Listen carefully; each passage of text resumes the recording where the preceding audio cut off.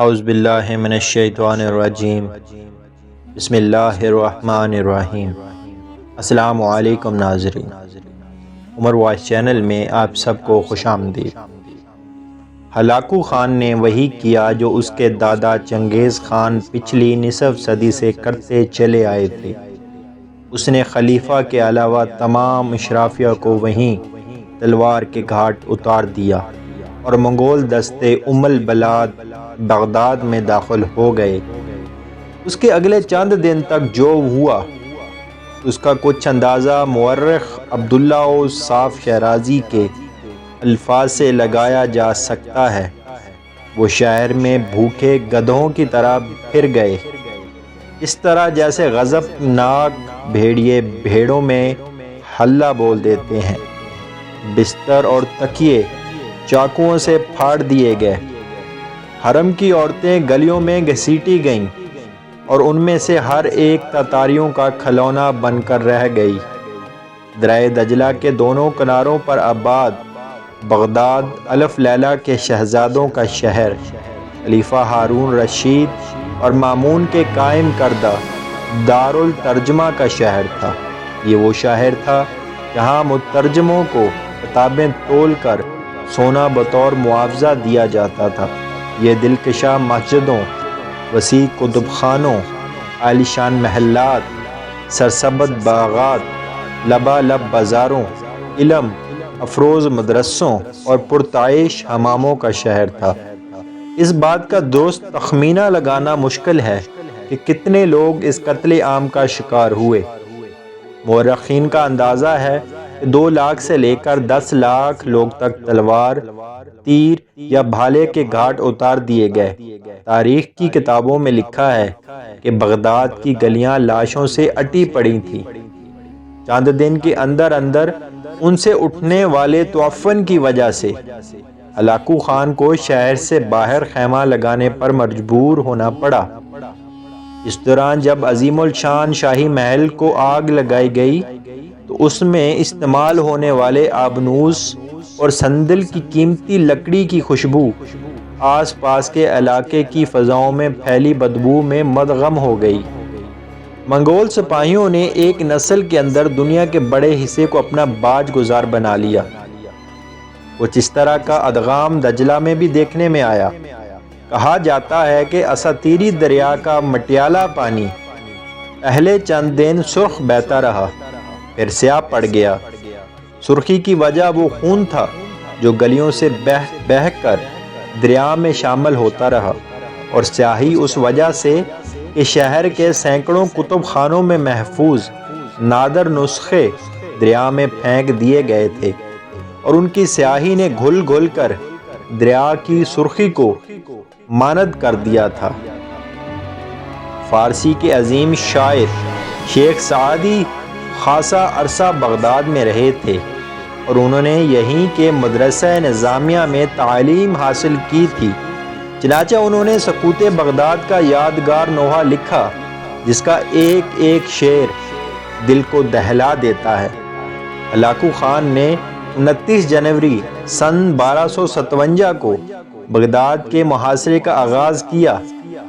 حملے سے پہلے اس نے خلیفہ معتصم کو لکھا، لوہے کے سوئے کو مکہ مارنے کی کوشش نہ کرو، سورج کو بجھی ہوئی موم بتی سمجھنے کی غلطی نہ کرو، بغداد کی دیواریں فوراً گرا دو، اس کی خندقیں پاٹ دو، حکومت چھوڑ دو اور ہمارے پاس آ جاؤ۔ اگر ہم نے بغداد پر چڑھائی کی تو تمہیں گہری ترین پاتال میں پناہ ملے گی، نہ بلند ترین آسمان میں۔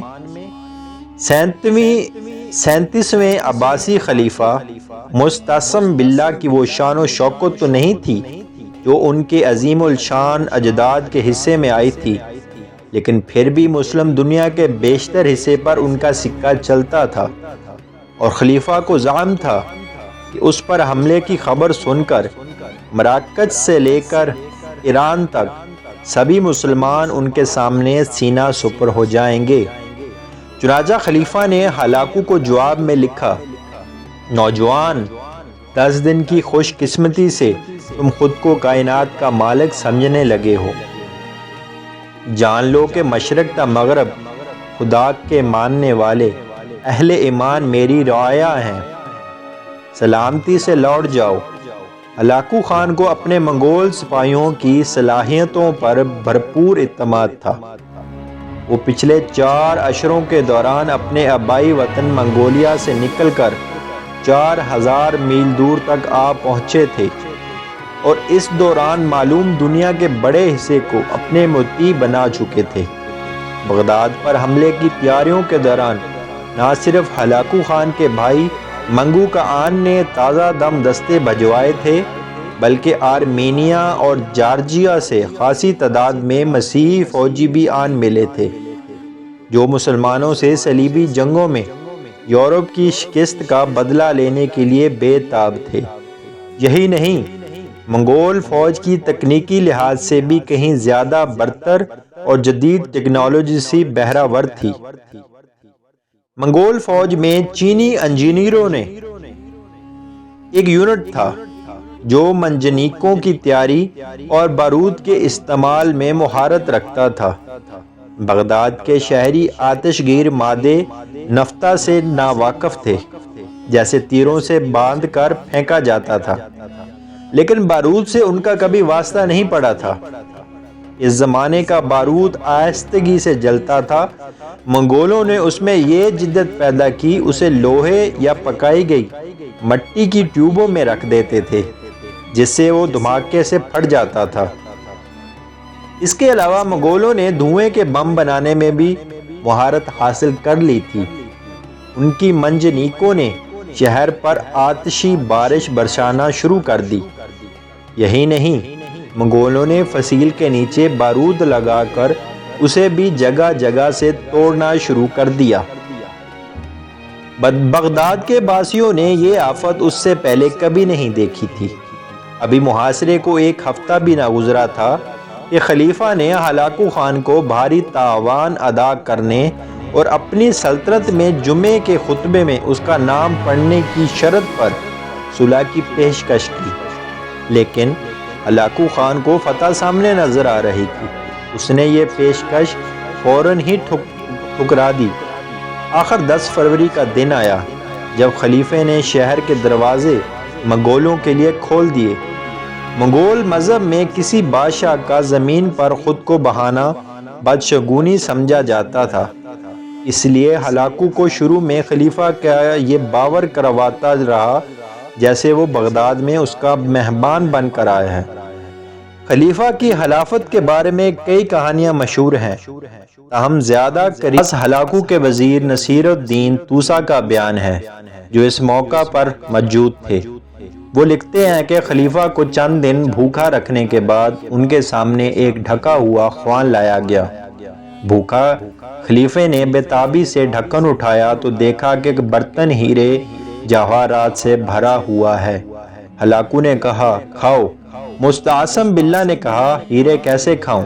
ہلاکو نے جواب دیا، اگر تم ان ہیروں سے اپنے سپاہیوں کے لیے تلواریں اور تیر بنا لیتے تو میں دریا عبور نہ کر پاتا۔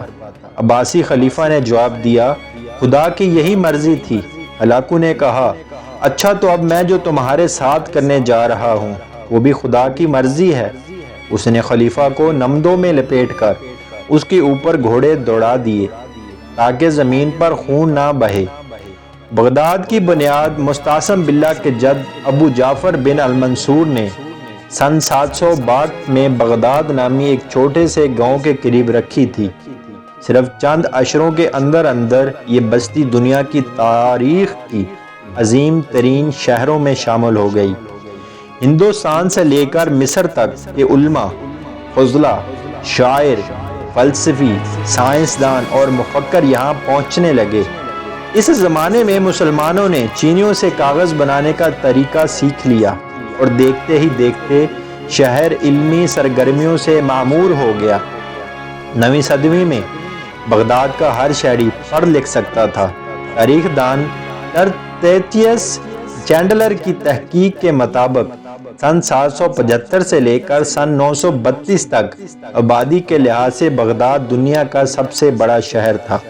اس کے علاوہ اسے 10 لاکھ کی آبادی تک پہنچنے والے دنیا کا پہلا شہر ہونے کا اعزاز بھی حاصل ہے۔ دارالترجمہ بیت الحکمہ میں یونانی، لاطینی، سنسکرت، سریانی اور دوسری زبانوں سے کتابیں ترجمہ ہونے لگیں۔ یہی کتابیں صدیوں میں بعد یورپ پہنچیں اور انہیں یورپ کی نشاط الثانیہ میں اہم کردار ادا کیا۔ الجبرا، الگوریدم، الکیمی، زینت، الکحل وغیرہ جیسے درجنوں الفاظ بغداد کے اسی سنہرے دور کی دین ہیں۔ بغداد میں بسنے والے چند مشہور ہستیوں کے نام: جابر بن حیان، جدید کیمسٹری کا بانی، الخوارزمی، الجبرا کا بانی، الکندی اور الرازی، مشہور فلسفی، الغزالی، مشہور مفکر، ابو نواس، عربی شاعر، شیخ سعدی، عظیم فارسی شاعر، زریاب، مشہور موسیقار، طبری، مشہور تاریخ دان، امام ابو حنیفہ، امام احمد حنبل اور امام ابو یوسف مذہبی رہنما۔ آج سے ٹھیک 760 برس قبل بغداد پر چلنے والی اسی ناگہانی منگول آندھی نے میسوپوٹیمیا کی ہزاروں سالہ تہذیب کی قدم سے ایسے اکھاڑے کہ وہ آج تک سنبھل نہیں پائے۔ یہی نہیں بلکہ اس کے بعد سے آج تک کوئی مسلم شہر بغداد کی شان و شوکت کے عشرے عشیر تک بھی نہیں پہنچ سکا۔ بعض ماہرین نے لکھا ہے کہ مغربی تہذیب صرف اس وجہ سے پھل پھول سکی کہ منگولوں نے اس وقت کے برتر مسلم تہذیب کو تباہ کر کے مغرب کے لیے راستہ ہموار کر دیا۔